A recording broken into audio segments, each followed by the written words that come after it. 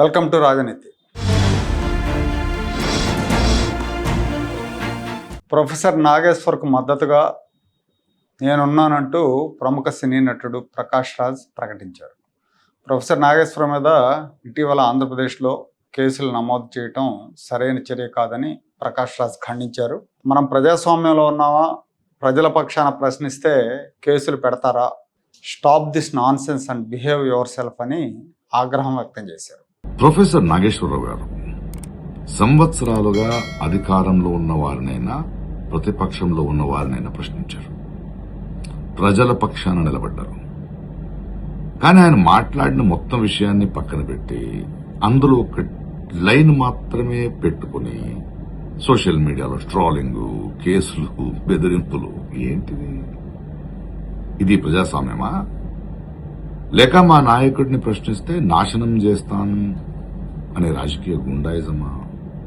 మీకు నిజంగా ఒక్క మాట తప్పనిపిస్తే దానికి ఆధారాలు అడగండి, రాజకీయంగా కౌంటర్ ఇవ్వండి. కానీ వ్యక్తిత్వం హత్య చేయడం, సోషల్ మీడియాలో అవమానించడం, కేసులతో భయపెట్టడం, ఇదేనా మీరు చెప్పే కొత్త రాజకీయ సంస్కృతి?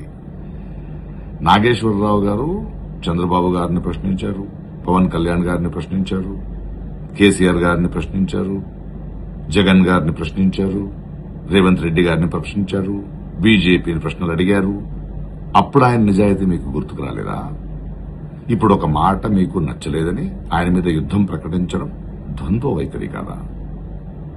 ప్రశ్నించే గొంతులను కేసులతో మౌనం చేయాలని చూడడం ప్రమాదకరం. ఈరోజు నాగేశ్వరరావు గారు, రేపెవరో.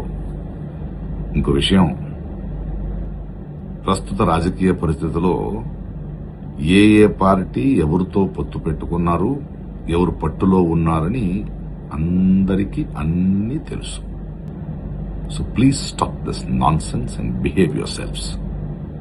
నాగేశ్వరరావు గారు, మీ అండగా మేమున్నాం. Keep up the good work. Professor Nageswar గారు ఈ మధ్య ఒక వీడియోలో బీజేపీ చంద్రబాబు కంటే జగన్మోహన్ రెడ్డినే ఎక్కువగా నమ్ముతుంది అన్నట్టు చెప్పారు. తనకు తెలిసిన ఒక సమాచారం అంటూ జనసేన నాయకులు పవన్ కళ్యాణ్, నాదెండ్ల మనోహర్ ఢిల్లీలో అమిత్ షాని కలిసి జగన్మోహన్ రెడ్డి అరెస్ట్ గురించి అడిగినప్పుడు, జగన్ అరెస్ట్ గురించి మీకెందుకు తొందర, జగన్మోహన్ రెడ్డి చంద్రబాబుకు శత్రువు కానీ మాకు శత్రువు కాదు, మాకు శాశ్వత మిత్రుడు జగన్మోహన్ రెడ్డి, చంద్రబాబు ఇన్స్టెంట్ ఫ్రెండ్ మాత్రమే, బాబు కోసం జగన్తో శత్రుత్వం పెట్టుకోవద్దని మీరు కూడా జగన్ మీద ఎక్కువగా విమర్శలు చేయొద్దన్నారని చెప్పారు. ఆ తర్వాత జగన్ మీద పవన్ విమర్శలు, పవన్ మీద వైసీపీ విమర్శలు తగ్గిపోయాయని కూడా ఆయన చెప్పారు. బీజేపీ వాళ్లకు జగన్మోహన్ రెడ్డి మీదే నమ్మకం ఉంది, చంద్రబాబుని నమ్మరు అనే అర్థం వచ్చేట్టు ఆయన సందేశం ఇచ్చారు. ఈ వ్యాఖ్యలు కూటమిలో సంచలనం సృష్టించాయి, చర్చనీయాంశంగా మారాయి, తెలుగుదేశానికి జనసేనకి ఇబ్బందికరంగా కూడా మారాయి. బీజేపీకి పెద్ద ఇబ్బంది ఉండకపోవచ్చు, ఎందుకంటే ఆ మాట్లాడిన ఢిల్లీ నాయకుడు కాబట్టి ఇక్కడ వాళ్ళు ఎవరు దాని మీద స్పందించే సాహసం చేయరు. నాదెండ్ల మనోహర్ గారు దీన్ని వెంటనే ఖండించారు. ఆ తర్వాత నాగేశ్వర్ గారు తన మాటలను ఉపసంహరించుకున్నారు. తనకు వచ్చిన సమాచారం కరెక్ట్ కాదని, అది చెప్పు ఉండాల్సింది కాదన్నారు. అయితే ఈలోపు జనసేన కార్యకర్తలు నాగేశ్వర్ ప్రజలను తప్పుదోవ పట్టించే సమాచారం వ్యాప్తి చేస్తున్నారని నాగేశ్వర్ మీద పోలీసులకు ఫిర్యాదు చేశారు. కేసు నమోదైంది. ఈ వ్యవహారం మీద నాగేశ్వర్ ఆగ్రహం వ్యక్తం చేశారు. అంటే ఒక మాట అనగానే కేసు పెడతారా? జగన్మోహన్ రెడ్డి తన ప్రెస్ మీట్లో వాళ్ళ తాత, వాళ్ళ తండ్రి, వాళ్ళ బాబాయ్ చావులకు చంద్రబాబు నాయుడే కారణం అని చెప్పాడు.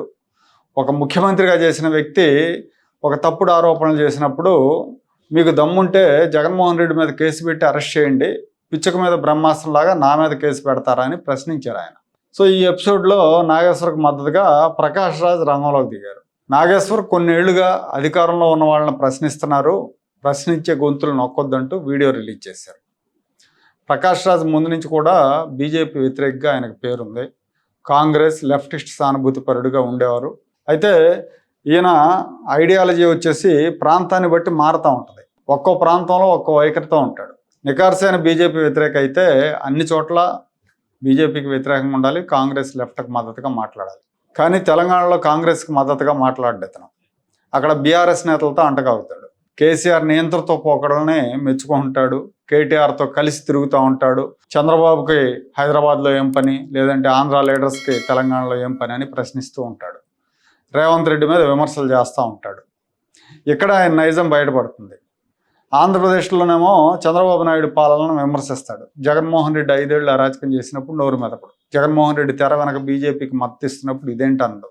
బీజేపీకి నమ్మకమైన మిత్రుడిగా ఉన్నప్పుడు ఇతనికి అది తప్పు అనిపించదు. తెలుగు నటుడుగా 2 రాష్ట్రాల ప్రయోజనాల గురించి మాట్లాడితే, లేదంటే అన్ని మూసి కూర్చోవాలి. కానీ ఆంధ్రప్రదేశ్ గురించి ఎప్పుడు మాట్లాడేతను. తనకు ఆస్తులను తెలంగాణ గురించి ఫీల్ అవుతూ ఉంటాడు. ఏపీకి జరిగిన అన్యాయం, ప్రత్యేక హోదా గురించి ఏనాడు మాట్లాడలేదు. ఇప్పుడు కూడా పవన్ కళ్యాణ్ చంద్రబాబు మీదకి కాబట్టి జట్వేగంతో వచ్చాడు.